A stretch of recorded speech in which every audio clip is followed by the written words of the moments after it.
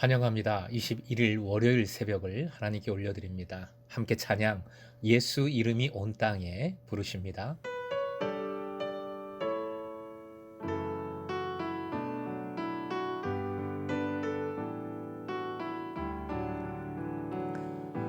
예수 이름이 온 땅에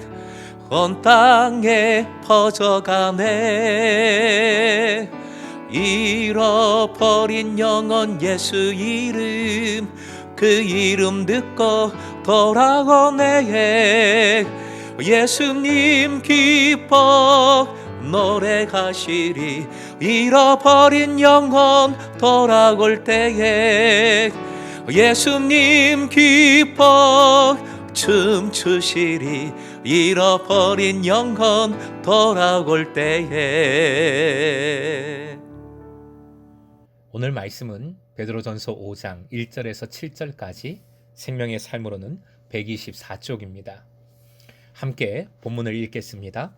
너희 중 장로들에게 권하노니 나는 함께 장로된 자요 그리스도의 고난의 증인이요 나타날 영광에 참여할 자니라. 너희 중에 있는 하나님의 양무리를 치되 억지로 하지 말고 하나님의 뜻을 따라 자원함으로 하며 더러운 이득을 위하여 하지 말고 기꺼이 하며 맡은 자들에게 주장하는 자세를 하지 말고 양무리의 본이 되라. 그리하면 목자장이 나타나실 때에 시들지 아니하는 영광의 관을 얻으리라.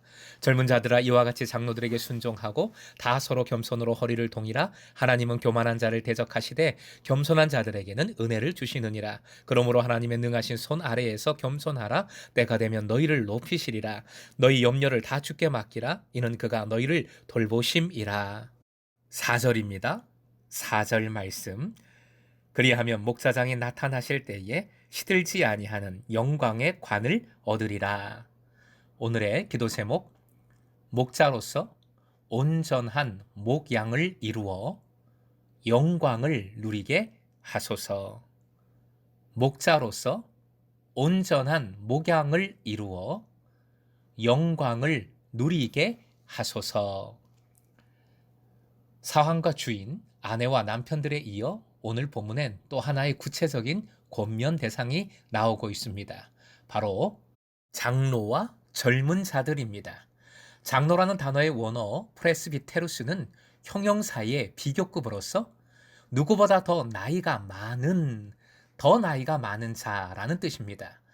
다만 단순히 나이만 더 많은 것이 아니라 신앙 경력, 지혜, 인격 등이 종합적으로 더 많다라는 뜻이지요. 반대말은 5절의 젊은 자들입니다. 젊은 자, 네오스 역시 비교급의 의미로 누구보다 더 젊은, 경력이 짧은 등의 의미를 가집니다. 공동체가 조직되면서 제도가 생겨나기 시작했습니다. 예루살렘 교회가 조직을 위해 장로 제도를 실시했습니다. 바울과 바나바 사도는 전도 여행을 하면서 각 교회에 장로들을 세웠지요. 장로가 영장자에 대한 신분적 호칭이라면 직분으로서의 호칭이 본문에 함께 나오고 있습니다. 2절을 눈으로 확인해 주십시오. 2절, 너희 중에 있는 하나님의 양무리를 치되 라는 표현이 나옵니다. 양무리를 친다. 에피스코픈테스라는 단어인데요. 감독하다라는 뜻입니다. 바로 이 말에서 에피스코포스, 감독이라는 호칭이 나왔습니다. 이 단어의 뜻이 참 중요합니다. 에피스코포스, 에피라는 말은 뭐뭐 너머로, 스코포스, 본다, 보는 사람이라는 뜻이지요. 울타리를 넘어서 울타리 너머로 양을 보는 사람, 누구입니까? 목자입니다.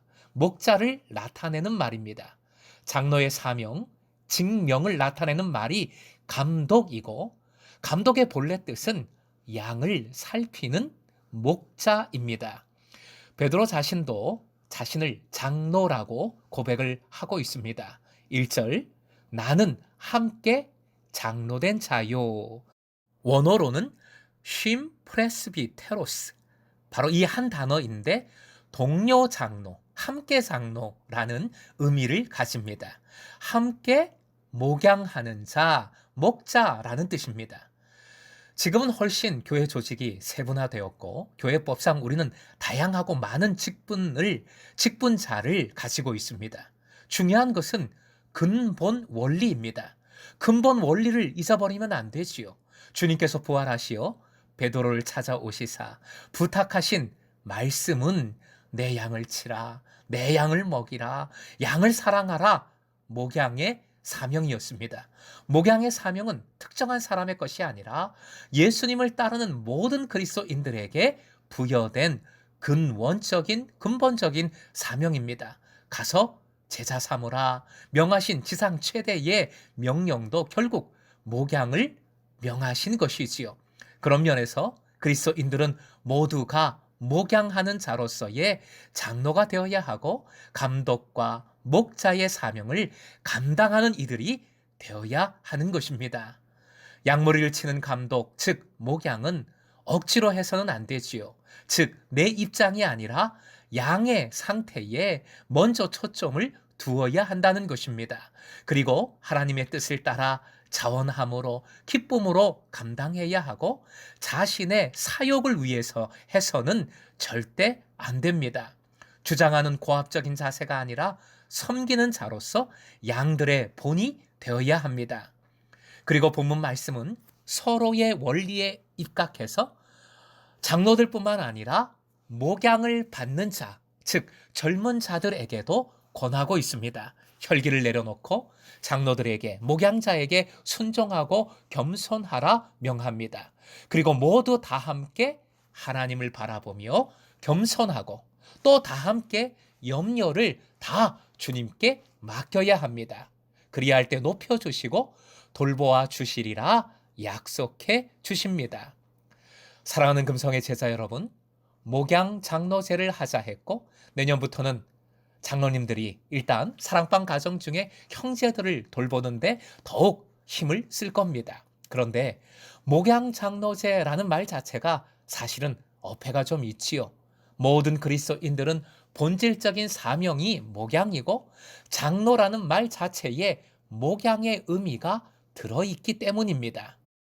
그럼에도 목양 장로라는 말이 계속 회자되는 이유는 이 땅의 교회에서 이 말이 계속 나오는 이유는 본질을 잊지 말자는 뜻이겠습니다. 목사, 장로, 집사, 권사 다양한 직이 있습니다. 하지만 기억해야 하겠습니다. 본질은 목양, 목자입니다. 우리는 모두 목자이고 목양의 사명을 놓치는 순간 교회는 공동체는 무너지는 것임을 각인하고 있어야 합니다. 그래서 우리 주님 목자장이라 하십니다. 우리 주님은 목자장이십니다. 4절 말씀 따라해 주십시오. 목자장이 나타나실 때 1차적으로 종말의 때 재림을 의미하고요. 2차적으로는 대림절, 기다림의 영성과 연결되지요. 즉 지금 여기에 나의 삶의 자리에 오시는 목자장의 영광이 있는 줄로 믿으시기 바랍니다. 세품하십시다. 제자 되고 제자 삼으십시다. 울타리를 넘어 양을 바라보고 살피십시다. 목자의 사명을 감당함으로 내가 목자임을 깨닫고 목자의 삶을 살아감으로 주님의 영광을 새롭게 발견하고 누리는 오늘 하루가 되시길 주님의 이름으로 축원드립니다.